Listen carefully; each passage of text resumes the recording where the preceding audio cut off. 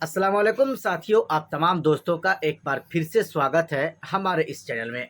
दोस्तों, इस वीडियो में हम आपको बताएंगे असदुद्दीन ओवैसी के हारे हुए विधायक इम्तियाज़ जलील साहब आज फिर से अपने औरंगाबाद क्षेत्र के अलग अलग जगह में पहुंचे और लोगों के साथ जो समस्याएं आ पड़ी थी दोस्तों, उनकी समस्याओं को वो सुने। इस वीडियो में हम आपको बताएंगे कि आज इम्तियाज़ जलील साहब, जो कि औरंगाबाद लोकसभा क्षेत्र के पूर्व सांसद भी हैं और पूर्व विधायक भी हैं, वो आज औरंगाबाद ज़िले के कहाँ कहाँ पर पहुँचे और क्यों पहुँचे थे दोस्तों, इनके बारे में हम पूरी जानकारी आपको इस वीडियो के अंदर एक एक करके देने वाले हैं। लेकिन उससे पहले आपसे एक छोटा सा रिक्वेस्ट है, अगर आपने अभी भी हमारे चैनल को सब्सक्राइब नहीं किया है या फिर आप नए दोस्त हैं हमारे इस चैनल में, तो सबसे पहले आप हमारे चैनल को सब्सक्राइब कर लें, क्योंकि दोस्तों हम इस तरह की लेटेस्ट न्यूज़ को और ख़ास करके ऑल इंडिया मजलिस इत्तेहादुल मुस्लिमीन पार्टी के नेताओं के बारे में लेकर हाजिर होते रहे हैं और इंशाअल्लाह हाजिर होते रहेंगे। आइए दोस्तों, हम आपको बताते हैं। सबसे पहले ऑल इंडिया मजलिस इत्तेहादुल मुस्लिमीन पार्टी के पूर्व विधायक और पूर्व सांसद और साथ साथ महाराष्ट्र के ऑल इंडिया मजलिस इत्तेहादुल मुस्लिमीन पार्टी के प्रेसिडेंट यानी प्रदेश अध्यक्ष इम्तियाज़ जलील साहब।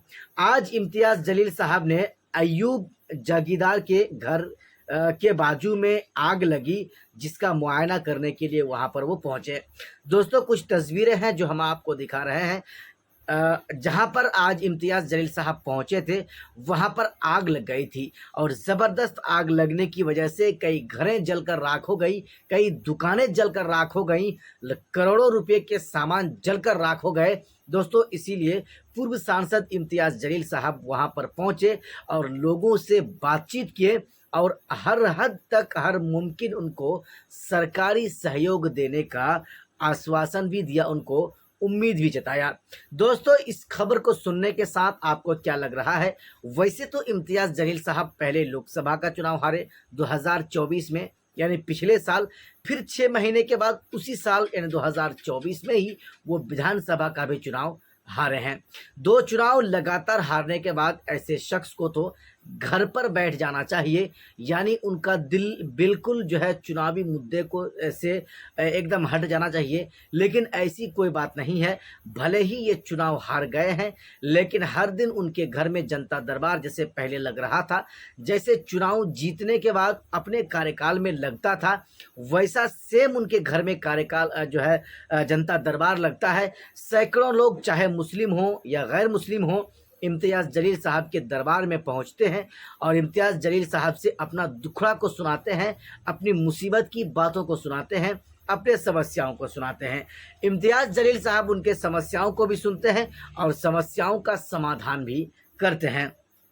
दोस्तों, जैसे ही इम्तियाज़ जलील साहब को खबर मिली कि अयूब जागीरदार के घर के बाजू में आग लगी और उस आग लगने की वजह से कई घरें, कई दुकानें जलकर राख हो गईं, तो इम्तियाज़ जलील साहब वहां पर पहुंच गए।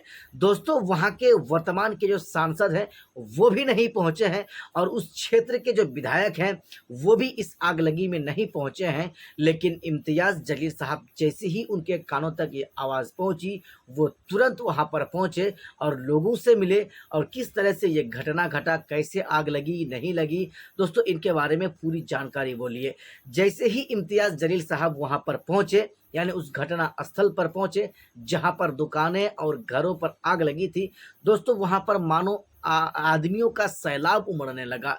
इतने लोगों की भीड़ इम्तियाज़ जलील साहब को देखकर जम गई। हालांकि इस भीड़ को देखकर आप ये समझ नहीं सकेंगे कि ये साहब चुनाव हारे हुए हैं या पूर्व के विधायक और सांसद हैं।